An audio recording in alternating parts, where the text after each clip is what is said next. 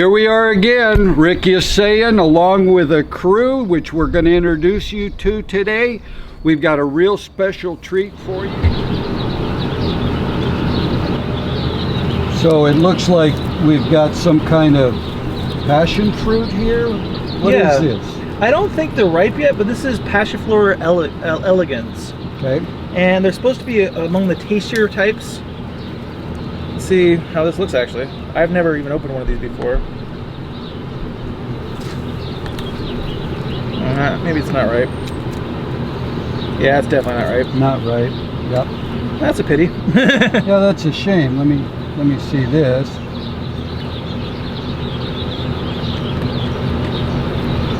It's not ripe yet. No. Sour, but and a little sweet. Mildly sour. Yeah, I mean, mild. It's kind of sweet actually, but yeah. Needs a little more fluid. Still mature. Okay. And you got this from China? Well, this is from China, called Tunia sinensis. I got this from a guy named James Nave, who's part of CRFG in Sacramento area. I drove all the way to Sacramento and back just to get this one thing. Right? Okay. Tastes like chives and garlic.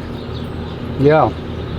Definitely a garlicky flavor to it. So they use this, what, stir fry, that kind of? Yeah, it's a flavoring agent, like onions and garlic. Yeah, yeah. It's just beautiful. This is what is pickled. That's the flower. So when people eat capers, they eat the flower bud, and this is a caper flower bud that's ready to be turned into something delicious. And if you don't let it turn into the flower, that's what you eat. But if you let it turn into the flower, this is beautiful. I've not seen that caper flower before.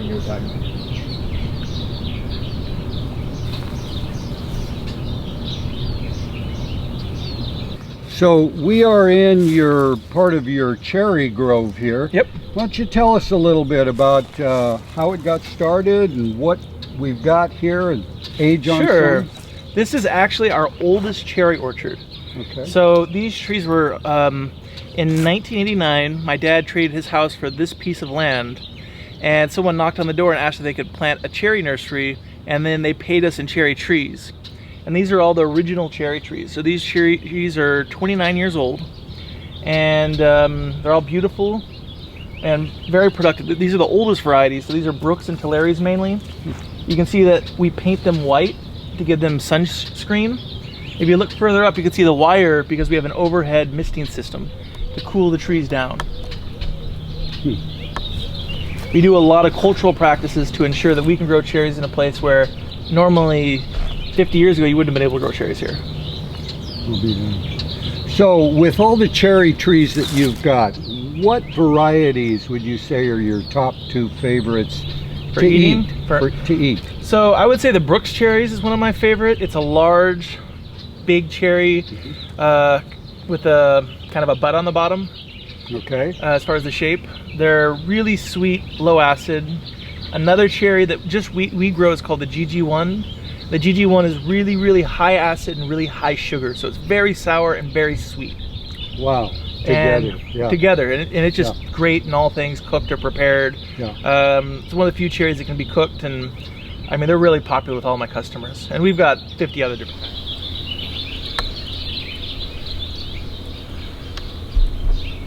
Okay, I know this is one of your favorite plants behind us and what we're holding in our hands here, and tell me what we've got. This is an elderberry. So people use both the flowers and the fruit.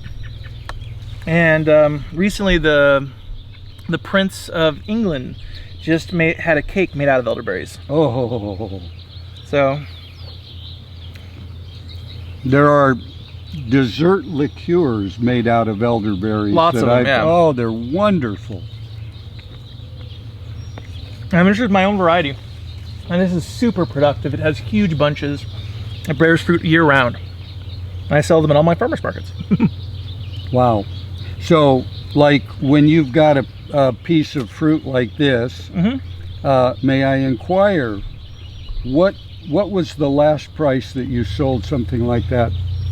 Well, I'll fill a blueberry basket with these and sell for $5. Or I'll have a full flat for $45. Okay. Which would be $3.75 a basket. Wow.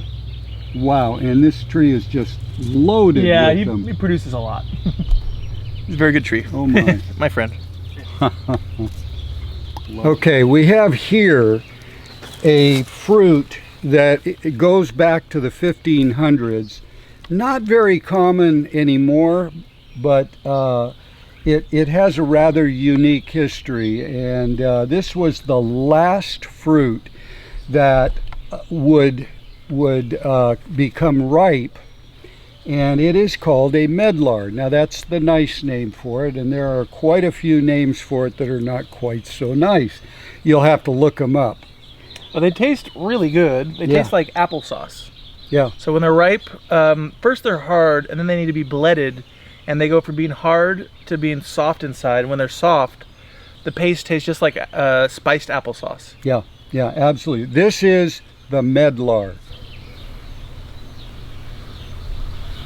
Okay, so what is bledding? Bledding, very simply, is letting a fruit go beyond what normally would be thought of as ripe.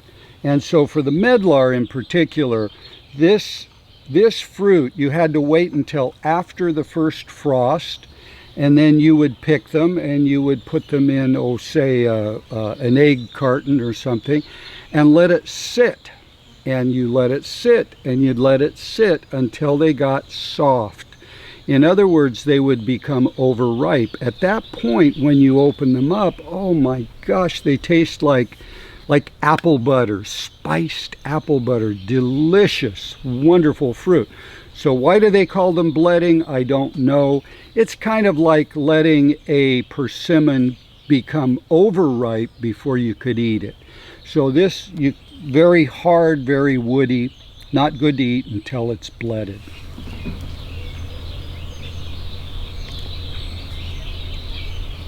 On this side, you see another unusual fruit. Have you ever seen this one before? I have, in a bag. Okay. Okay, go ahead. This is called the Chinese hawthorn apple. It's very popular in China. You see it everywhere on a stick. They're like little red balls on a stick. Mm-hmm. And it's acidic, but it has a great texture. And they put honey on them, I think, caramel. in China. Caramel. Yep. Okay. Amazing little fruit. They're about that big when they're ripe. Yeah. Okay, this is not a funny looking apple, a fuzzy, funny looking apple. I happen to grow something along this line myself. Go ahead, tell us what we got here, Stephen. So we have two different kinds of quinces. This right here is a Cook's Jumbo, which is a massive quince, and then this is a pineapple quince, which is smaller and can be eaten when it's ripe, kind of. Mm-hmm. They're usually used in cooking. You very, very hard, and they're a fruit that recently has kind of went out of fashion, but they were popular up until about 50 years ago. Yeah, you really have to cook them to make them good. You take your quinces once they're ripe and ready, wash them, cut them into chunks, throw them into a boiling water with a lot of sugar in it. These quinces will turn pink and soft and delicious to Floral eat. And everything, yeah. They're wonderful. And they're very, very, very, very high in pectin. The highest in pectin of almost any fruit. Of almost anything, yeah. And originally in Latin America, they would use this to make something called dulce de membrillo, which is where we got the word marmalade. So membrillo, marmalade, comes from the same root where it was the cheeses made out of quinces. Yeah. Original jelly. Original jelly, and it's an older fruit. If you eat it straight, you try to bite into it, there's maybe 2 or 3 varieties at the most that you can actually eat. Otherwise, they're very woody, not palatable at all unless you cook them. Yep, really good. Whoa. See, I don't have to have it totally right.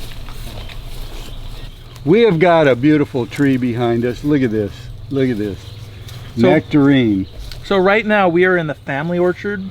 These are all experimental varieties from Zager that were released in about the year 1989, and a lot of these are not even grown anymore or were never even picked up. So this is a really, really, really sweet nectarine. That's also super low acid. Oh, wow. I think it's among the best nectarine you'll ever wow. eat. You know, they're just amazing. It tastes like candy. Does it have a name? Oh. Oh my gosh. You just bite into this and sweetness and juice fills your mouth, and it's, oh, that's wonderful. Oh my. That's really good. Yeah, I like that a lot. They got to bring this one back. Oh. I could stand here and eat this in front of you all day. Delicious. Yeah, you're good.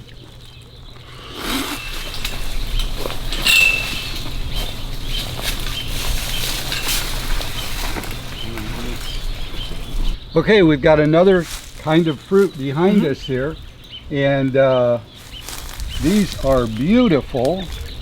And if we can get a photo of this. This is a real plum. So nowadays, almost everything you see are pluots, where they're a mixture of plum and apricot. But this is a true plum. Okay, and what type is this? I believe it's a Santa Rosa. Boy, yum. They're really good. Look at these. These are the ones where we would let them get extra ripe and then just put them up to our lips and suck the contents right into our mouths. Delicious.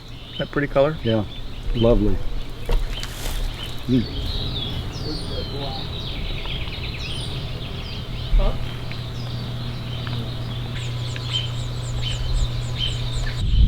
This looks like an annona. That is correct.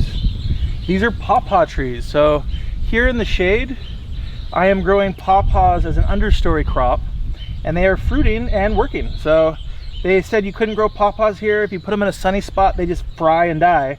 But here in the shade, they produce fruit. And you want to put them in a spot where they can be pollinated by flies. Very nice.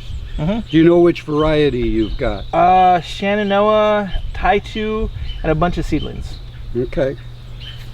Wow. Neat. I'm pretty proud of that one. Yeah. Ever seen pawpaws like that?